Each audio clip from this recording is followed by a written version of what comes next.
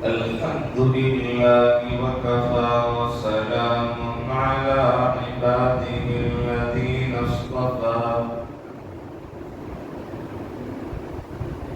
أما بعد فأعوذ بالله من الشيطان الرجيم بسم الله الرحمن الرحيم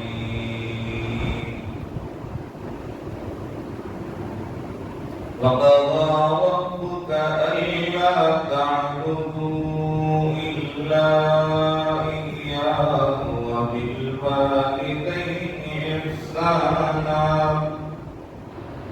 إما يبلغن عندك الكبر أحدهما أو كلاهما فلا تقل لهما أف ولا تنهرهما وقل لهما قولا كريما واخفض لهما جناح الذل من الرحمة وقل رب ارحمهما كما ربياني صغيرا وقال الله تبارك وتعالى في كلام المجيد والفرقان الحميد أن اشكر لي ولوالديك صدق الله مولانا العظيم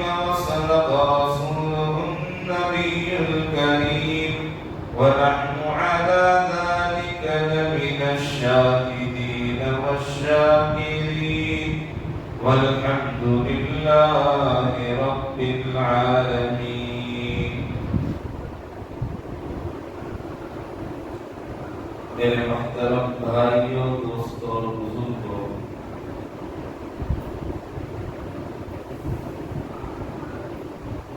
اللہ رب العزت بہت بڑے کریم اور رحیم ہیں۔ اس اللہ نے ہمیں انسانیت کے اعتبار سے، انسانیت میں محبت کے اعتبار سے ماں باپ جیسی نعمت عطا فرمائی۔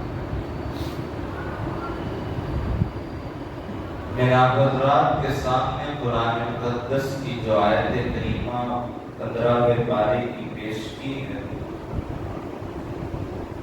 کہ والدین کے ساتھ حسن سلوک، والدین کی فرمانبرداری اس کی طرف اشارہ کرتی ہے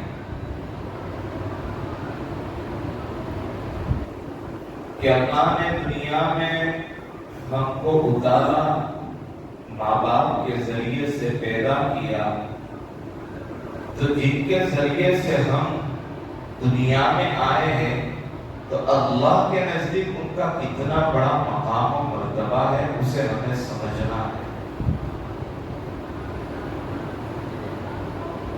اور اللہ نے ان کی کتنی بڑی ویلیو رکھی ہے، اللہ کے نزدیک ان کا کتنا بڑا مقام ہے۔ جن ماں باپ کے ذریعے سے ہم دنیا میں آئے تو وہ ماں باپ نے ہمارے لیے کتنی محنت و مشقت کی، اسے ہمیں سمجھنا ہو۔ اللہ تبارک و تعالی ہمیں بتانا چاہتا ہے کہ دیکھو، ایک ماں تم سے جتنی محبت کرتی ہے تو ایسی 70 ماؤں سے زیادہ میں تم سے محبت کرتا ہوں، کیونکہ ہم ایک ماں کی کوکھ سے دنیا میں آئے تو ہمارے دل میں اس ماں کی کتنی قدر و قیمت، کتنی محبت، اپنے دل میں ماں کے لیے کتنی جگہ، یہ سب ہوتا ہے۔ تو اللہ کے لیے ہمارے دل میں کتنی جگہ ہونی چاہیے، اللہ کے احکام پر ہم کتنے اترنے چاہیے، یہ قرآن کریم کی آیت سے ہمیں سمجھ میں آتا ہے۔ ماں باپ ہم سے کتنی محبت کرتے ہیں یہ تمام چیزیں ہم سمجھیں گے تو ہمیں اس بات کا خوب دھیان ہوگا، بات ہمیں خوب اچھی طریقے سے سمجھ میں آئے گی۔ حدیث میں اللہ کے نبی صلی اللہ علیہ وسلم ارشاد فرماتے ہیں، بلکہ ایک صحابی نے اللہ کے نبی سے سوال کیا کہ یا نبی اللہ کہ کون سا عمل سب سے زیادہ اللہ کو محبوب ہے؟ اللہ کو کون سا عمل سب سے زیادہ محبوب ہے؟ تو اللہ کے نبی صلی اللہ علیہ وسلم نے ارشاد فرمایا کہ اپنے وقت پر یعنی اپنے مستحب وقت پر نماز کو ادا کرنا، یعنی جو نماز کا مستحب وقت ہوتا ہے، جو پرفیکٹ نماز کا جو ٹائم ہوتا ہے، اس وقت پر اس نماز کو ادا کرنا۔ تو صحابی نے پھر سے سوال کیا کہ اچھا اس کے علاوہ اور کون سا عمل زیادہ محبوب ہے اللہ کو؟ تو اللہ کے نبی صلی اللہ علیہ وسلم نے فرمایا والدین کے ساتھ اس نے سلوک کرنا۔ پوچھا، دوسرا سوال کیا کہ اللہ کے نزدیک نماز کے علاوہ اور کون سا عمل بہت زیادہ مقبول ہے؟ تو اللہ کے نبی صلی اللہ علیہ وسلم نے فرمایا کہ ماں باپ سے حسن سلوک کرنا، ماں باپ کے ساتھ احسان مندی کا درجہ اختیار کرنا، حسن سلوک سے پیش آنا۔ اور ایک حدیث میں اللہ کے نبی صلی اللہ علیہ وسلم نے ارشاد فرمایا، ابن ماجہ کے اندر روایت ہے کہ رسول اللہ صلی اللہ علیہ وسلم سے کسی صحابی نے سوال کیا کہ اولاد پر ماں باپ کا کیا حق ہے؟ اولاد کے اوپر ماں باپ کا کیا حق ہے؟ تو آپ صلی اللہ علیہ وسلم نے فرمایا کہ وہ دونوں تمہاری جنت بھی ہے اور تمہاری دوزخ بھی ہے۔ یعنی اس کا مطلب کیا ہے کہ اگر ماں باپ کی اطاعت کرو گے، ماں باپ کے ساتھ حسن سلوک کرو گے، فرما برداری کرو گے، ان کی خدمت اخلاص کے ساتھ کرو گے تو وہ تمہارے لیے جنت ہے۔ اور اگر اس ماں باپ کو ناراض کرو گے، نافرمانی کرو گے، اچھے اخلاق سے پیش نہیں آؤ گے تو وہ ماں باپ تمہارے لیے دوزخ، کہ تم اس کے حسن سلوک کو ادا نہیں کرو گے، احسان مندی کا درجہ قائم نہیں کرو گے۔ آج حالات کیوں گھروں کے اندر بگڑے ہوئے؟ شوہر ہے تو بیوی کی سنتا ہے، ماں باپ کی نہیں سنتا۔ ماں باپ پریشان ہو جاتے ہیں کہ جن ماں باپ نے اس اولاد کو جوانی تک پہنچایا، اپنے بال سفید کر دیے، ان بچوں کو جوانی تک پہنچایا اور ان کی تمام ضروریات کو پورا کیا، اور جب ماں باپ کی ضروریات کو پورا کرنے کی بات آتی ہے تو وہی اولاد اپنے ماں باپ کو چھوڑ دیتی۔ کیوں؟ کہ اس کے پاس قرآن کریم کا علم نہیں پہنچا، علم حدیث اس کے پاس نہیں پہنچی، اور اس کی ذمہ دار بھی پھر ماں باپ ہوتے ہیں۔ ہمیں ہر پہلو سے دیکھنا ہوگا، ماں باپ کو آخرت کے پہلو سے دیکھنا ہوگا، ماں باپ کو جو ہے حدیث کے پہلو سے دیکھنا ہوگا، ماں باپ کو قرآن کریم کے پہلو سے دیکھنا ہوگا۔ پھر ماں باپ اس بات کی تمنا کرے اور پھر اس کے بعد والد بچے جو ہے ماں باپ کی نافرمانی کرے، تو یہ بات سمجھ میں آتی ہے کہ ماں باپ کی نافرمانی بچہ اس لیے کر رہا ہے کہ دین جاننے کے باوجود سنی انسنی کر رہا ہے۔ ایک حدیث کا اللہ کے نبی صلی اللہ علیہ وسلم نے فرمایا کہ والدین کی نافرمانی کی سزا ان اولاد کو کہ جتنے بھی اعمال ہیں ان اعمال کی سزا آخرت میں ملے گی، لیکن ایک عمل ایسا ہے کہ جس کی سزا اس کو مرنے سے پہلے بھگتنی ہے، وہ والدین کی نافرمانی کی سزا، کہ اس اولاد کو، اس بیٹے کو، ان اولاد کو اپنے مرنے سے پہلے اپنے والدین کی نافرمانی جو کی ہے اس کی سزا ان کو اٹھانی ہو۔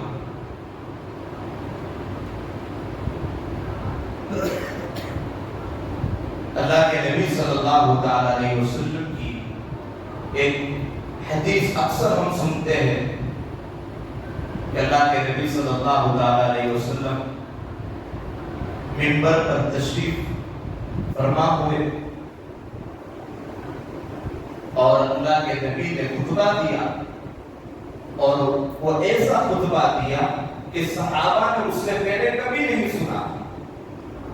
خطبہ کیا تھا کہ خطبہ دینے کے لیے جب پہلے زینے پر، پہلی سیڑھی پر قدم رکھا تو صحابہ نے اللہ کے نبی کی زبان سے یہ الفاظ سنے، آمین، آمین کے الفاظ سنے۔ جب دوسرے سینے پر قدم رکھا تب بھی آمین کے الفاظ سنے، جب تیسرے سینے پر قدم رکھا تب بھی آمین کے الفاظ سنے۔ جب خطبہ ختم ہو گیا تو صحابہ نے اللہ کے نبی صلی اللہ علیہ وسلم سے پوچھا کہ یا نبی اللہ، آج ہم نے ایسا خطبہ سنا ہے کہ جو اس سے پہلے کبھی نہیں سنا، کہ کیا سنا؟ فرمایا کہ آپ خطبہ دینے کے لیے چڑھے تو آپ نے 3 مرتبہ 3 سینے پر آمین، آمین کے الفاظ کہے۔ 3 کیا بات ہے؟ تو اللہ کے نبی صلی اللہ علیہ وسلم نے ارشاد فرمایا کہ جب میں نے پہلے سینے پر قدم رکھا، حضرت جبرائیل امین علیہ السلام تشریف لائے، فرشتوں کے سردار رئیس الملائکہ۔ جب میں نے پہلے سینے پر قدم رکھا، فرشتوں کے سردار حضرت جبرائیل امین علیہ السلام تشریف لائے، اور انہوں نے دعا دی کہ ہلاک ہو جائے وہ شخص کہ جس نے رمضان المبارک کا مہینہ پایا اور اپنے آپ کی مغفرت نہیں کرائی۔ تو میں نے آمین کہا۔ جب میں نے دوسرے سینے پر قدم رکھا تو جبرائیل امین کہنے لگے کہ ہلاک ہو جائے وہ شخص کہ جس کے سامنے آپ کا مبارک نام لیا جائے اور وہ آپ پر درود نہ بھیجے۔ جب میں نے تیسرے سینے پر قدم رکھا تو رئیس الملائکہ جبرائیل امین کہنے لگے ہلاک ہو جائے وہ شخص کہ جس کے سامنے اس کے بڑے والدین حاضر ہو اور اپنے ماں باپ کی خدمت کر کر اپنے آپ کو جنت کا مستحق نہ بنائے۔ تو میں نے فرمایا آمین۔ اب میرے بھائیو دوستو، یہ بات سوچو کہ بددعا دینے والے فرشتوں کے سردار ہیں، بددعا دینے والے فرشتوں کے سردار ہیں، اور اس بددعا پر آمین کہنے والے نبیوں کے سردار۔ ادھر رئیس الملائکہ ہے، ادھر سید الانبیاء ہے۔ کیا کوئی کمی باقی رہ گئی تھی اس چیز میں؟ کتنی بڑی بددعا دے دی گئی کہ ماں باپ کی نافرمانی پر، یہاں تک کہ ایک حدیث میں تو وَإِنَّ ظُلْمَ، کہ اگر ماں باپ ظلم بھی کر لے تو بھی ماں باپ کے ساتھ ہم نافرمانی نہیں کر سکتے، یہ حدیث ہے۔ اور ماں باپ ایسے ہوتے نہیں کہ اپنی اولاد پر ظلم کرے۔ ارے ماں تو وہ ہوتی ہے کہ پوری دنیا کی مخلوق انسانوں کے اندر جھوٹ بولیں گے تو جہنم میں جائیں گے، وہ ماں جھوٹ بولے گی تو بھی جنت میں جائے گی۔ ارے ماں جھوٹ بولتی ہے کہ نہیں بولتی؟ اور کیسا جھوٹ بول کر جنت میں جائے گی؟ کہ ماں کے سامنے کوئی آئے اور کہے کہ آپ کی اولاد آپ کے ساتھ کیسی رہتی ہے، تو با اولاد نافرمان ہو تب بھی وہ ماں ایسا جھوٹ بولے گی کہ میرے بچے ٹھیک ہے، مجھے بہت اچھے سے رکھتے۔ اس ماں کو اگر کھانا نہ دیا جائے، اس کو کوڑے کرکٹ کی طرح رکھا جائے، بیوی کے آنے کے بعد شوہر اس بیوی کی بات کو سن کر اپنے ماں باپ کے ساتھ نافرمانی کرے، بیٹا بن کر نہ رہے اور بیوی کا غلام بن کر جب رہے اور ماں باپ کے ساتھ نافرمانی کرے، تب بھی ماں کہتی ہے کہ میرا بیٹا تو مجھ سے اچھا رہتا ہے۔ کتنی محبت کرتی ہے ماں اپنے بیٹے سے۔ اس وقت کو یاد کرو کہ ایک وقت تھا کہ ماں کی کوکھ میں ہم تھے اور ماں نے اپنی کوکھ میں رکھ کر 9 مہینے تکلیف برداشت کی۔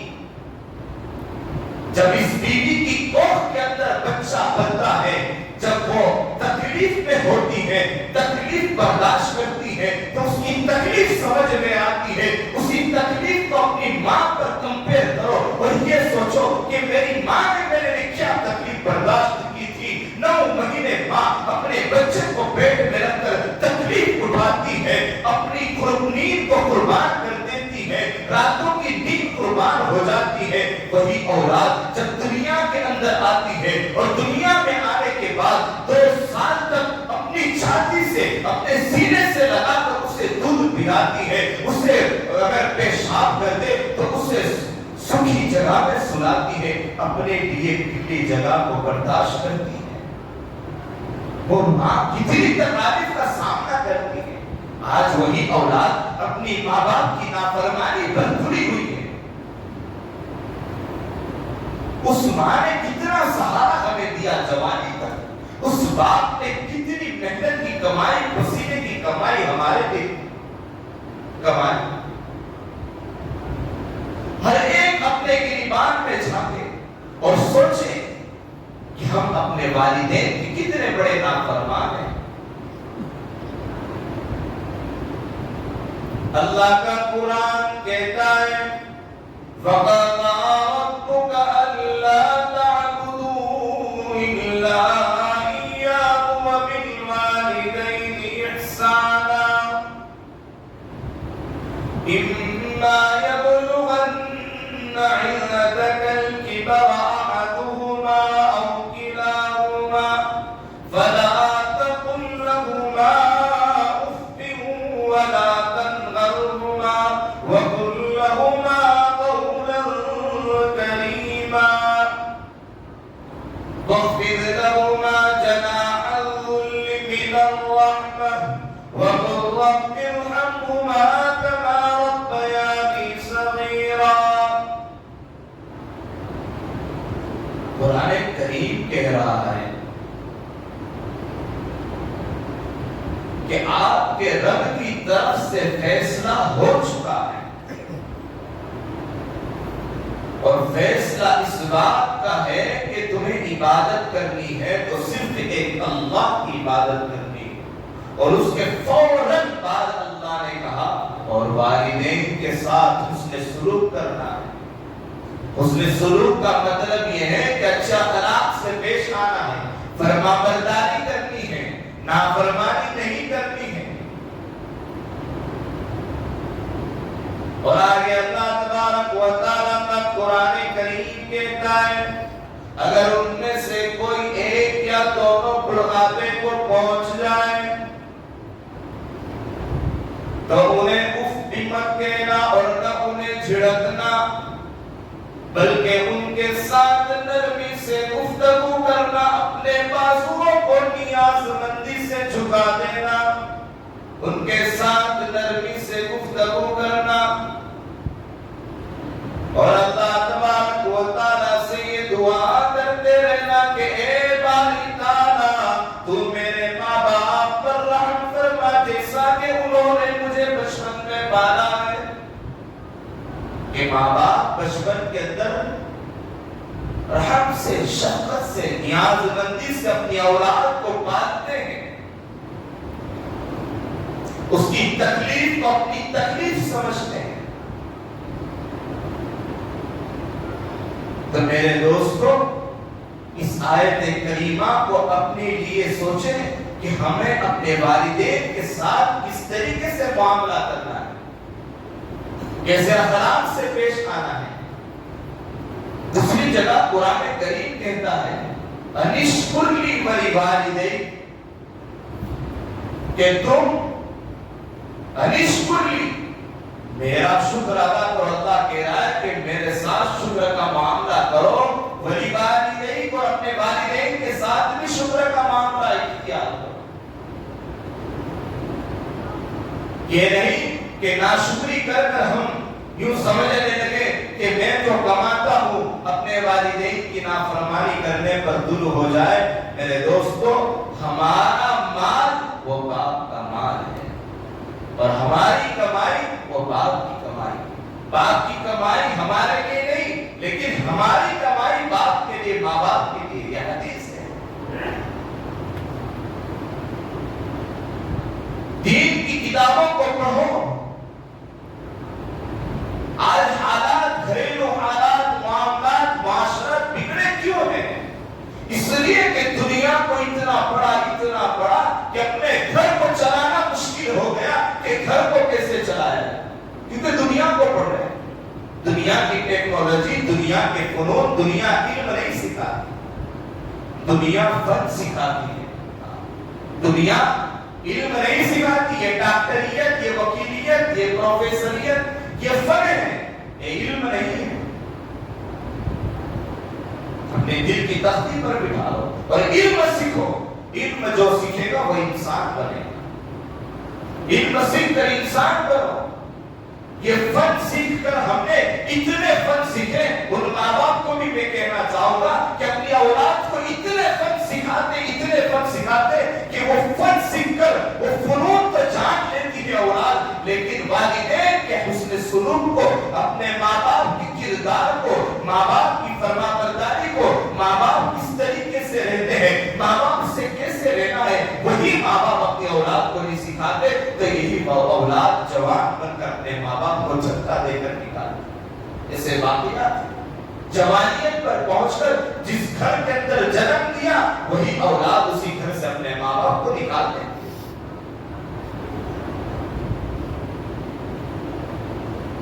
مالک بن دینار رحمت اللہ علیہ بہت بڑے اللہ کے ولی گزرے ہیں، بہت بڑے اللہ کے۔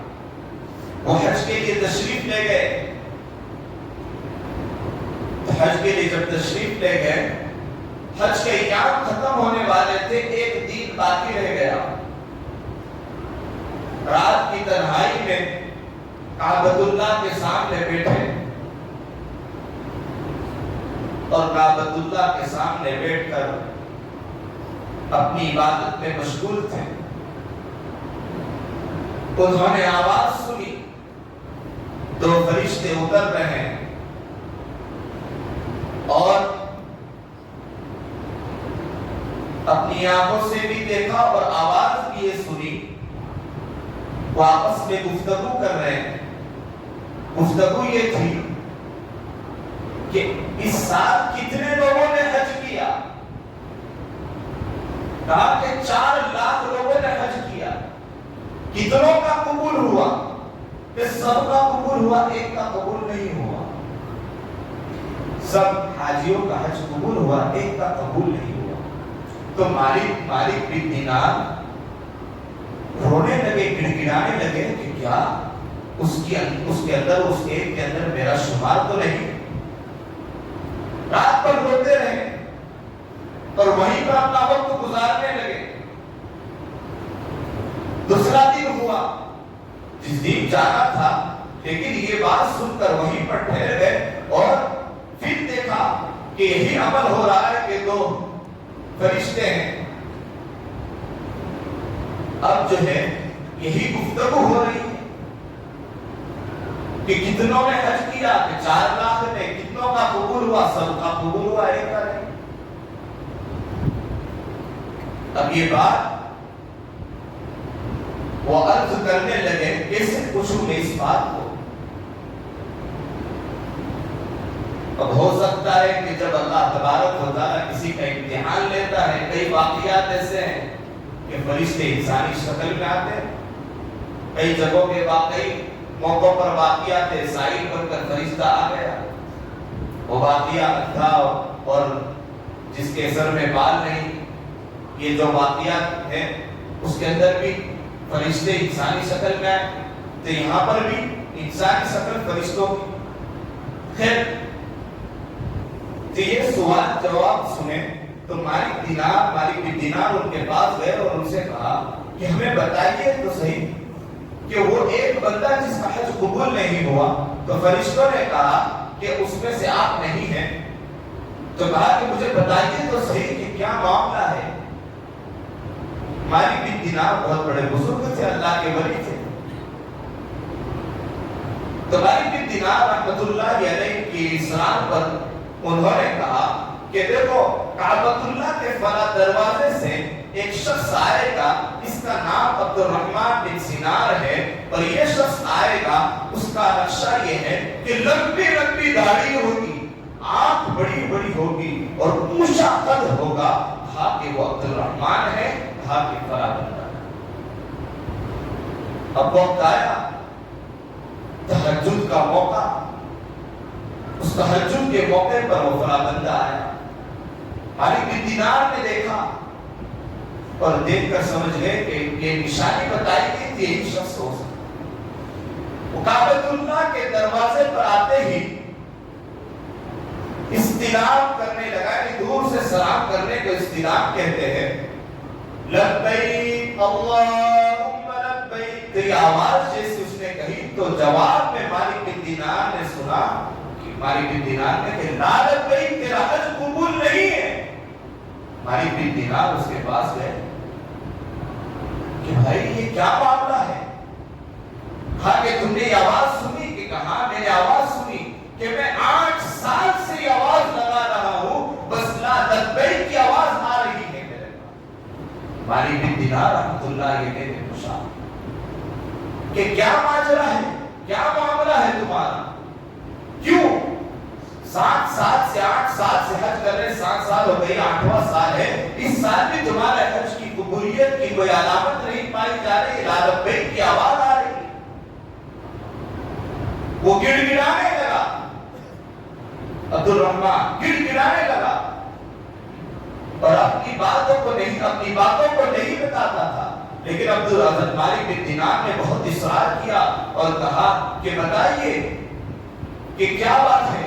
انہوں نے کہا کہ کیا میں بتا دوں گا تو اس کا کوئی اور راستہ نکل سکتا ہے۔ حضرت مالک بن دینار نے کہا کہ ٹھیک ہے، کوئی راستہ نکالیں گے، لیکن آپ بتائیے تو صحیح۔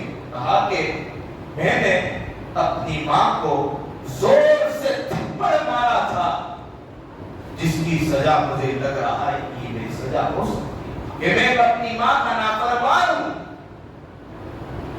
حضرت مالک بن دینار دور بھاگنے لگے کہ تمہارے اوپر جو عذاب آیا ہے، کہیں میرے اوپر عذاب نہ آ جائے، یہ میرا حج جو قبول ہوا یہ حج نہ قبول نہ رکھے، مجھے بھی نہ کہا جائے۔ اس کا حضرت مالک بن دینار دور بھاگنے لگے۔ پھر اسی طریقے سے تیسرا دن ہوا، حضرت مالک بن دینار وہی آواز وہ لگا رہا ہے، حضرت مالک بن دینار اس کے پاس آئے، تہجد کا وقت تھا کہ ذرا کچھ مدد کی جائے، کہ کچھ راستہ نکالا جائے۔ حضرت مالک بن دینار نے دیکھا کہ بہت گڑ گڑا رہا ہے، بہت زاروں قطار کعبۃ اللہ کے سامنے رو رہا ہے، کتنے حاجی اپنے حج پڑھ کر جا چکے ہیں، لیکن لا لبیک کی آواز آ رہی ہے۔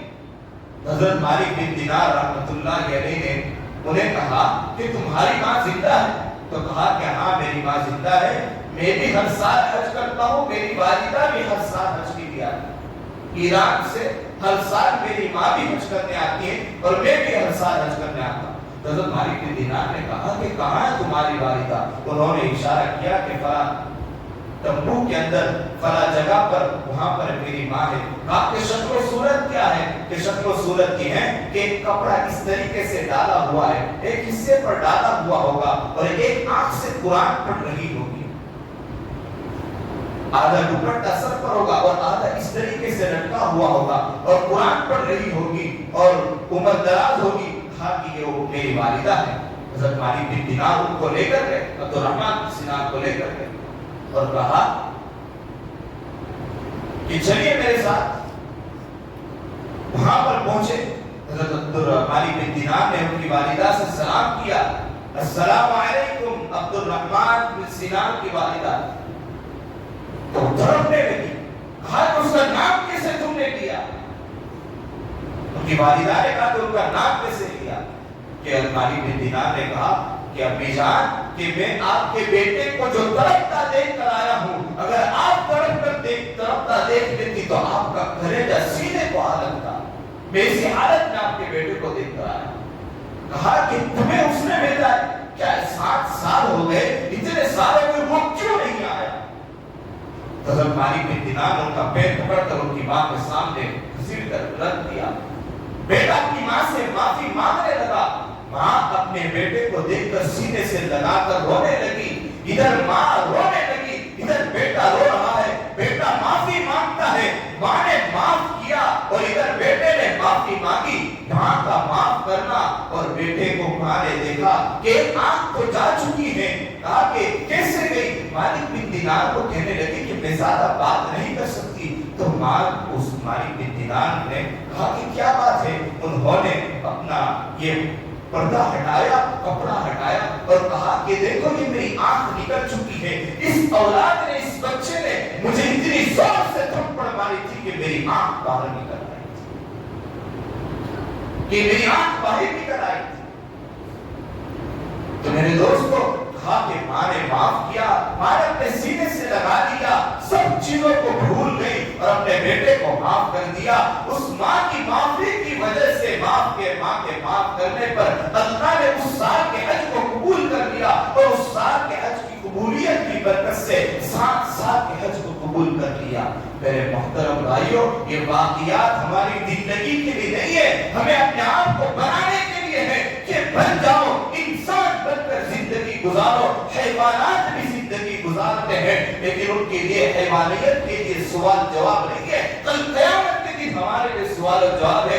انسان بن کر زندگی گزارو گے، ماں باپ کے نافرمان بن کر زندگی گزارو گے، والدین کے ساتھ حسن سلوک کرو گے۔ میں ماں باپ سے کہنا چاہوں گا، اپنی بات کو ختم کروں گا کہ ان ماں باپ سے بھی کہوں گا کہ بچے ہوتے ہیں، ماں باپ اس بات پر توجہ دے کہ ان بچوں کو ان کے بچپنے میں انسانیت بنانے کی فکر کرے، انہیں علم سکھائے۔ فنون سکھانے سے کوئی منع نہیں کرتا، یہ دنیا کی ٹیکنالوجی، پروفیسر، ڈاکٹر، انہیں بنائیے، دنیا کے فنون سکھائیے۔ اس لیے بزرگوں کا مقولہ ہے کہ علم چاہیے تو استاد کی خدمت کرو، دولت چاہیے تو والدین کی خدمت کرو۔ اللہ تبارک و تعالی کہیں سنی باتوں پر عمل کی توفیق عطا فرمائے، آمین۔